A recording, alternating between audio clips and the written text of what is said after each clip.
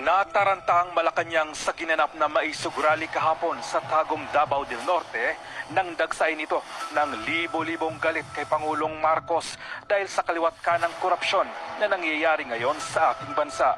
Sa kabila ng panggigipit sa naturang rally, katulad na lamang ng pagkasuspende ng kanilang gobernador na si Edwin Cubahib dahil sa pagbigay ng permit na makapagrally ang maisog na pinamumunuan ng dating Pangulong Rodrigo Duterte, ang pagsara ng airport at ang sadyang pagkawala ng kuryente upang hindi matuloy ang rally ay hindi nagtagumpay ang kuting ng Norte at ang kanyang asawang si First Lady Lisa Marcos na siya di umanong may pakana ng kaguluhan sa ating bansa.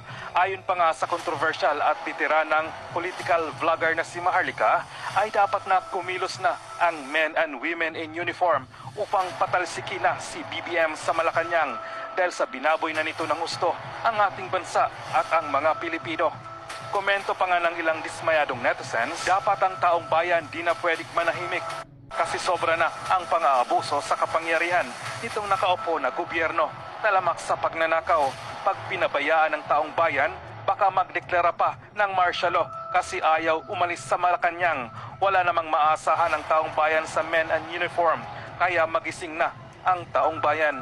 Grabe, diktador na talaga ang ginagawa nila. Wala ng freedom of speech. Bakit pa nyo pinapatagal yan? Bakit ninyo hindi buhatin niyang mag-asawa dyan sa Malacanang?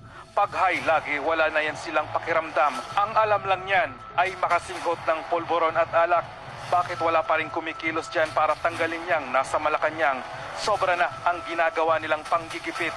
Kung nagawa noon ni Cory